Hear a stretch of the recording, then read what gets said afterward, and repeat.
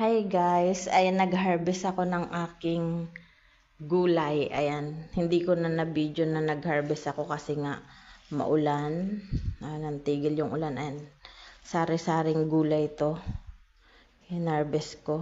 Ayan, kumuha ko ng papaya, saluyot. Ayan, saluyot. Tapos yung ito, yung bunga ng malunggay ko, inabot ko, yun, naabot ko lang. Tapos kumuha ko ng dahon, ayan.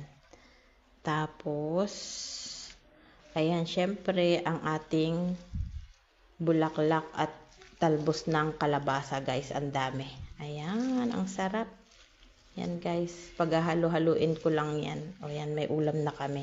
Tapos, may tira pa ako dun na, isda sa rep. Yun ang isasahog ko. Ayan, himayin ko na to, guys, para may ulam na tayo. Iluto ko na. Ayan.